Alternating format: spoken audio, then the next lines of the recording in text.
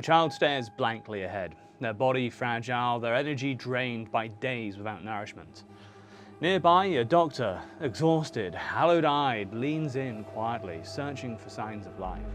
This isn't a scene from a history book, this is Gaza today. In an age of technological marvels, we are witnessing a horror we were promised would never happen again. A population is being systematically deprived of the very means of survival. Food isn't just scarce, it's been turned into a weapon. This is not a natural disaster, it's a man-made famine, engineered through blockades, restrictions, and the destruction of the infrastructure that sustains life. This is the story of that famine. It's an investigation into how, in the 21st century, starvation has been unleashed as a tactic of modern warfare. And it asks the most urgent question of our time. Why are the international laws designed to prevent these atrocities failing to protect the most vulnerable? How is this even possible?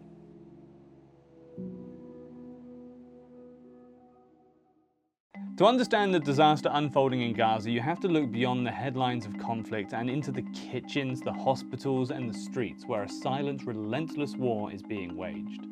It's war against the body itself. As of July 2025, the statistics paint a portrait of a society on the verge of total collapse.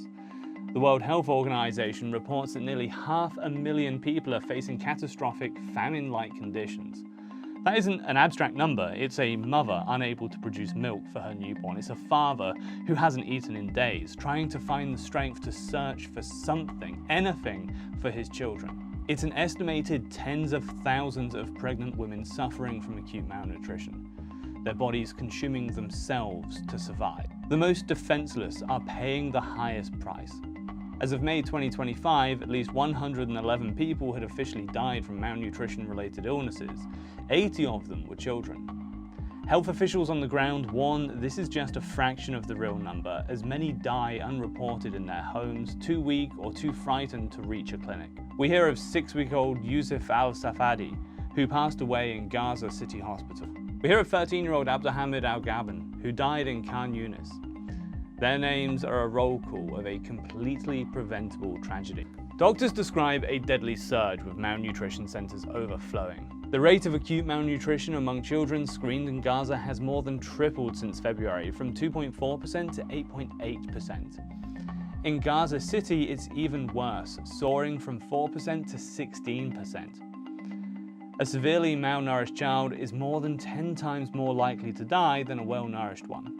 The health system, the last line of defense, has been systematically dismantled. Hospitals that should have been havens have been attacked and are barely functioning. Dr. Raghib Agha, head of pediatrics at Al Nasir Hospital, described a nightmare of spreading disease. We've documented hundreds of meningitis cases in just the past few weeks, he says.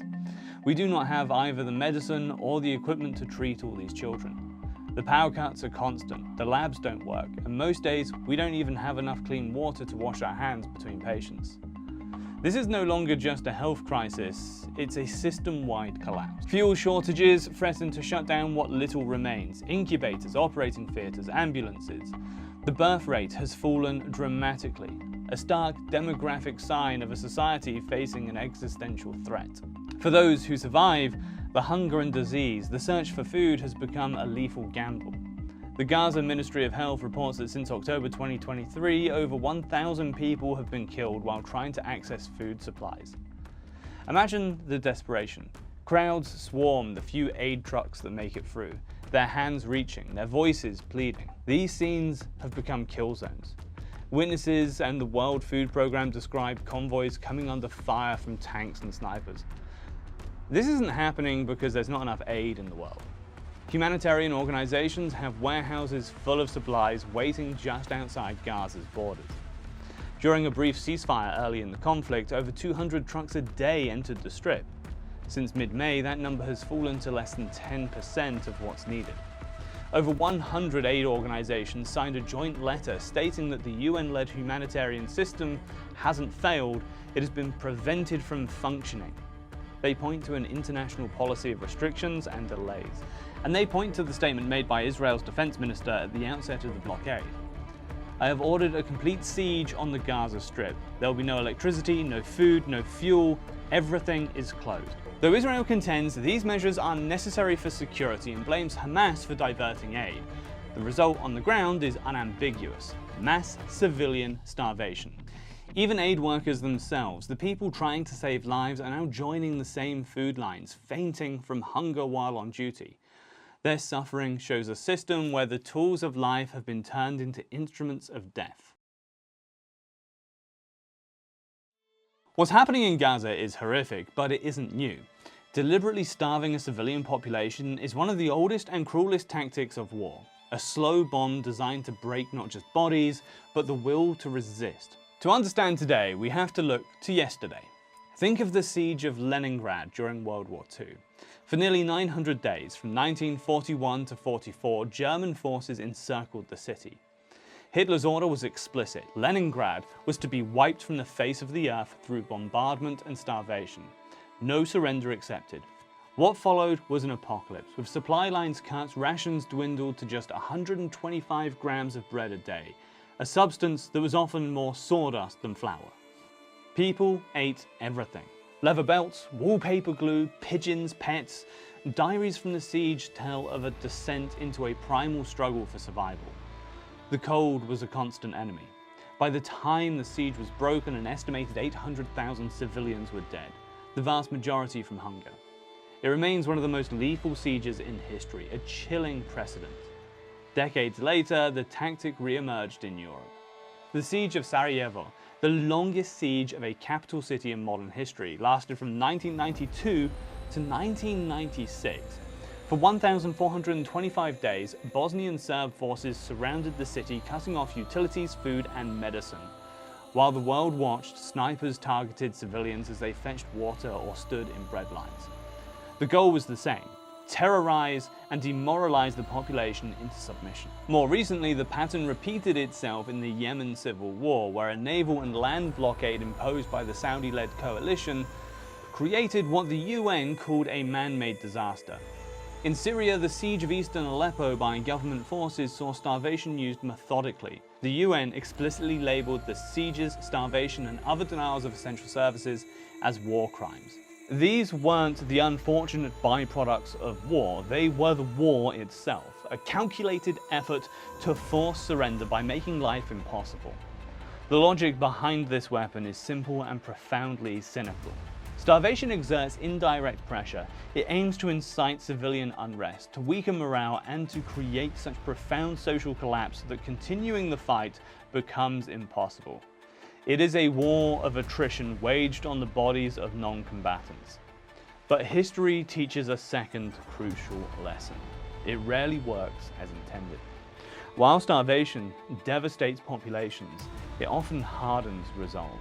Leningrad did not surrender. Sarajevo endured.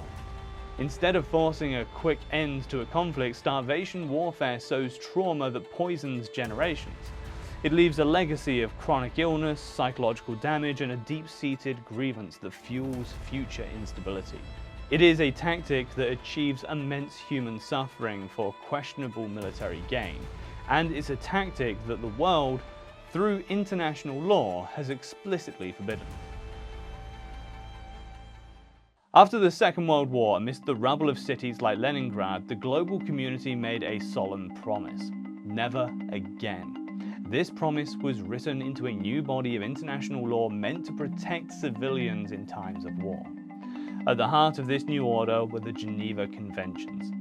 The law is crystal clear. Article 54 of Additional Protocol 1 to the Geneva Conventions states plainly, starvation of civilians as a method of warfare is prohibited. It goes further, forbidding attacks on things people need to survive, like food, farms, crops, livestock, and drinking water. This isn't an obscure clause, it's a cornerstone of international humanitarian law that binds all states in all conflicts.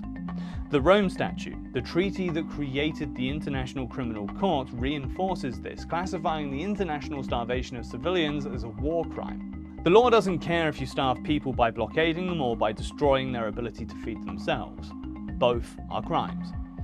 In 2018, the UN Security Council passed Resolution 2417, which strongly condemned using starvation against civilians and warned them that it would be a war crime. So if the law is so clear, why is it being so flagrantly violated in Gaza?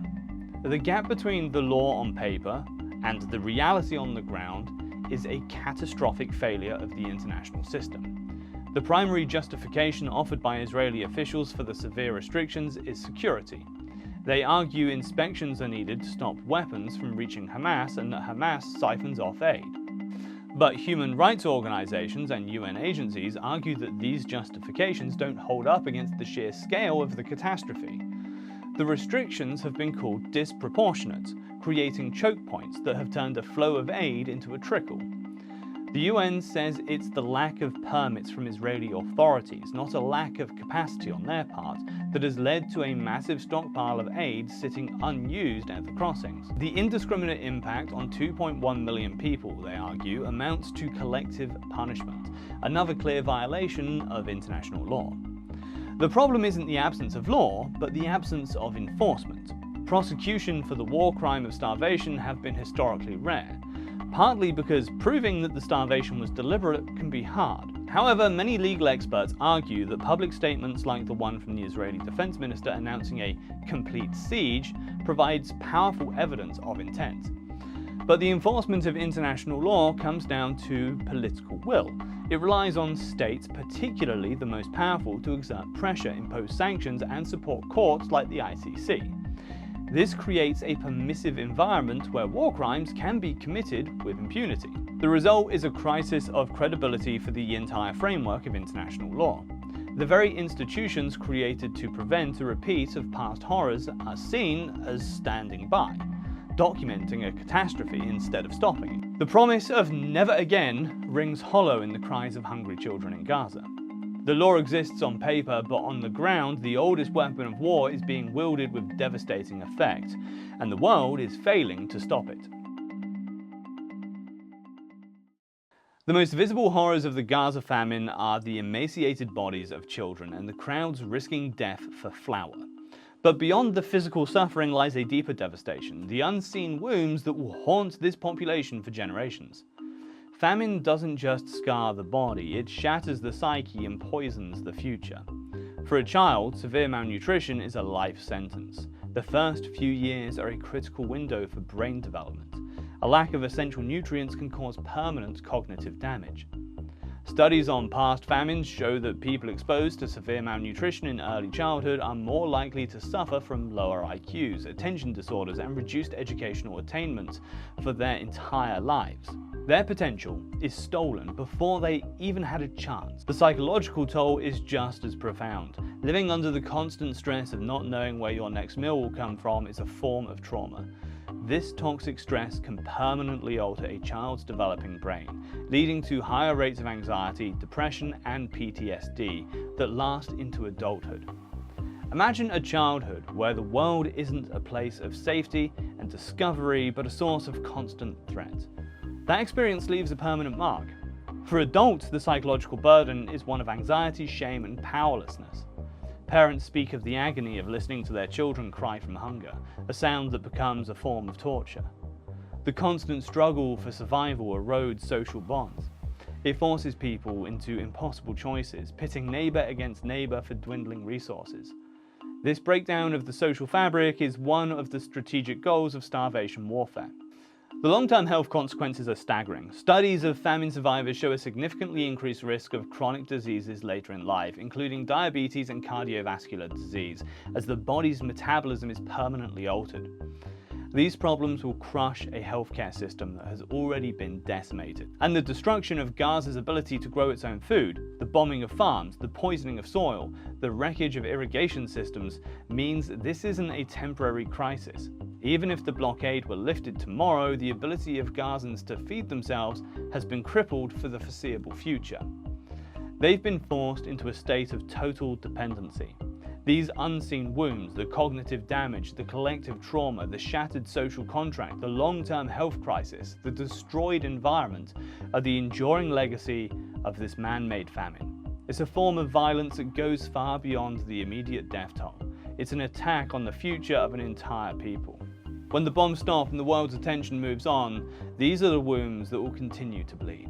From the frozen streets of Leningrad to the besieged neighborhoods of Sarajevo, the blockaded ports of Yemen, a dark pattern repeats itself. Now it has found its latest expression in the dust and rubble of Gaza. A United Nations official said, "Recently in war, it's not just bullets that kill. The silence of an empty plate is the sound of a child's growth being stunted forever. It's the sound of a society's future being dismantled. It's the sound of international laws being rendered meaningless." The crisis in Gaza is a test, not just of our political system, but of our shared moral compass. The evidence is overwhelming. The consequences are catastrophic, and the responsibility is clear. We are watching a famine unfold in real time, documented by the very people suffering through it. We see the faces, we hear their voices, we know the statistics. So we know what's happening. The real question is, what are we going to do about it? Will we allow history to repeat itself once again as the world watches? Or will we finally find the collective courage to enforce the most basic of all human rights, the right to live? What do you think? Is the world failing Gaza, or are we witnessing the collapse of international law itself? Let us know your thoughts in the comments below. And if you found this video informative, give it a like, and don't forget to subscribe to The Briefing Room for more in-depth reporting on global conflicts, history, and power.